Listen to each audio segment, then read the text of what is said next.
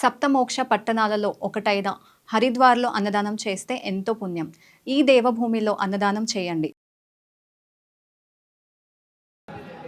Press మిత్రులకు జరుగుతున్నటువంటి inconvenience కి క్షమించమని కోరుతా ఉన్నాను. అట్లానే ఇక్కడ ఇవాళ ఇంత పెద్ద ఎత్తున హాజరైనటువంటి జాగృతి కార్యకర్తలకు నాయకులకు అందరికి కూడా హృదయపూర్వకంగా నా నమస్కారాలు తెలియజేస్తా ఉన్నాను. కానీ జాగృతి కార్యకర్తలు దయచేసి సాయిని వెనక్కి సార్ కూర్చోబెట్టు, ప్రెస్ వాళ్ళని ఫ్రీగా కూర్చొని వెనక్కి సార్ బిడ్డ అజయ్ సీన్ ఒక్క అడిగి వెనక్కేనా ప్లీజ్, కొద్ది వాళ్ళు ఫ్రీగా నిలబడే.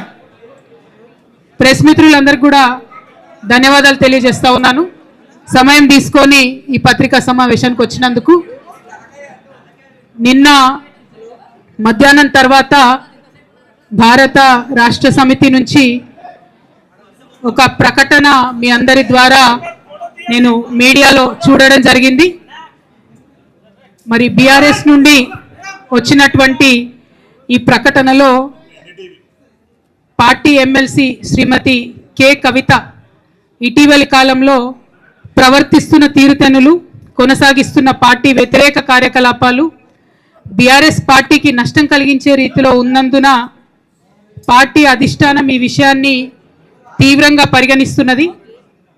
పార్టీ అధ్యక్షులు శ్రీ కె చంద్రశేఖరరావు గారు శ్రీమతి కె కవితను తక్షణం పార్టీ నుండి సస్పెండ్ చేస్తూ నిర్ణయం తీసుకున్నారని చెప్పి మరి నాకు ఒక ప్రకటన నిన్న టీవీల ద్వారా అందుకోవడం జరిగింది. మరి నేను పార్టీ నుండి వచ్చినటువంటి ఈ లేఖలో ప్రత్యేకంగా 2 అంశాల మీద మాట్లాడదలుచుకున్నాను. నేను అక్రమ కేసులు పెట్టి నా మీద తీహార్ జైల్లో 5.5 నెలల పాటు ఉండి బయటికి వచ్చిన తర్వాత నవంబర్ 23వ తారీఖు 2024 నుండి నేను ప్రజాక్షేత్రంలోకి వచ్చి అనేక కార్యక్రమాలు చేయడం జరిగింది. మరి నేను చేసినటువంటి పనులలో మొట్టమొదటిది ఒక బిడ్డ హాస్టల్లో చనిపోతే ఆమెను విజిట్ చేసి, అట్లానే గురుకులాల్లో జరుగుతున్నటువంటి అన్యాయాల మీద మొట్టమొదటి కార్యక్రమం తీసుకొని నేను మాట్లాడినా. ఆ తర్వాత బీసీలకు జరుగుతున్నటువంటి అన్యాయం, కాంగ్రెస్ పార్టీ మేనిఫెస్టోలో ఇచ్చినటువంటి 42% హామీ కోసము పెద్ద ఎత్తున నేను పనిచేయడం జరిగింది. అట్లానే మహిళలకు 2500 ఇవ్వాలని చెప్పి పోస్ట్ కార్డు ఉద్యమాన్ని నేను చేపట్టడం జరిగింది. పెద్దవాళ్లకు పెన్షన్లు పెంచాలని నేను ఉద్యమాలు చేయడం జరిగింది. తెలంగాణ తల్లి స్వరూపాన్ని మారిస్తే అట్లెట్లా మారుస్తారని రౌండ్ టేబుల్ సమావేశం పెట్టినాం. బనకచర్లు అక్కడ కడుతున్నారంటే దాని మీద రౌండ్ టేబుల్ సమావేశం పెట్టినాం. ఓవరాల్గా తెలంగాణ ప్రాజెక్టులు, అందుబాటులో ఉన్నటువంటి నీళ్లు, వీటన్నిటి మీద కూడా రౌండ్ టేబుల్ పెట్టినాం. భద్రాచలం దగ్గర 5 గ్రామాలు ముంపు సమస్య ఉంది, ఎవరు పట్టించుకుంటలేరంటే వాళ్ళని పిలిపించుకొని రౌండ్ టేబుల్ సమావేశం పెట్టి ప్రభుత్వం మీద ఒత్తిడి తీసుకొచ్చే కార్యక్రమం చేసినాం. ముఖ్యమంత్రి గారు సొంత జిల్లా మహబూబ్ నగర్లో భూ నిర్వాసితులకు అన్యాయం జరుగుతుందంటే నారాయణపేట నియోజకవర్గం వెళ్ళి వాళ్ళకు మద్దతుగా మేము నిలబడి రావడం జరిగింది.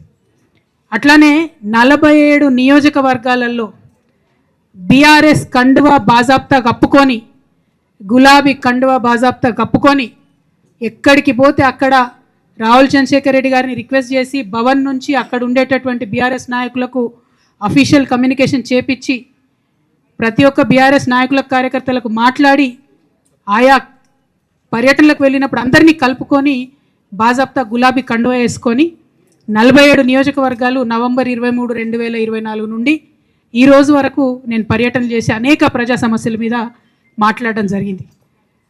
మరి ఇవన్నీ పార్టీ వ్యతిరేక కార్యకలాపాలు అన్నది నాకు అర్థం కాలేదు. ఎట్లా వ్యతిరేక కార్యకలాపాలు అవుతాయన్నది కూడా ఒకసారి పార్టీ పెద్దలు పునరాలోచించుకోవాలని చెప్పి నేను రిక్వెస్ట్ చేస్తూ ఉన్నాను.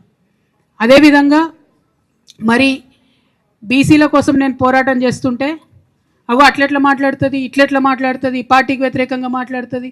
అరే, నేను కాంగ్రెస్ పెద్దల మీద ఒత్తిడి తీసుకొస్తుంటే బీసీలకు 42% అమలు చేయాలంటే ఏది పడితే అది చిల్వల్ పల్వల్గా నా మీద రాపించడం, ప్రచారం చేయడం, చాలా దారుణమైనటువంటి పనులు పార్టీలో ఉన్నటువంటి కొందరు పని కట్టుకొని, కత్తి కట్టుకొని నా మీద చేయడం జరిగింది. అట్లానే నేను ఒక మాట ఏమన్నా, సామాజిక తెలంగాణ సాధన కోసం నేను కట్టుబడి ఉన్నా అన్న. దానిలో తప్పేముంది? అసలు నాకు జన్మనిచ్చినటువంటి నా తండ్రి, ఈ ప్రాణాన్ని భిక్షగా ఇచ్చినటువంటి నా తండ్రి ఆయన చిటికెన వేలు పట్టుకొని నేను ఓనమాలు నేర్చుకున్న ఉద్యమాలు ఎట్లా చేయాలని, ఆయన చిటికెల వేలు పట్టుకొని ప్రజలంటే ఏంది, ప్రజా సమస్యలు అంటే ఏంది, ఎందుకోసం దాని మీద గలమెత్తాలని చెప్పి నేను నేర్చుకున్నా.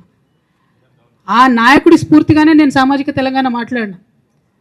భారతదేశం మొత్తంలో ఇన్ని రాష్ట్రాల్లో ముఖ్యమంత్రులు అయితే 75 ఏళ్ళ స్వతంత్ర భారతదేశం, 79 ఏళ్ళు స్వతంత్ర భారతదేశంలో దళితులకి 3 ఎకరాల భూమి ఇస్తా అని చెప్పినటువంటి ఏకైక గొప్ప నాయకుడు కేసీఆర్ గారు.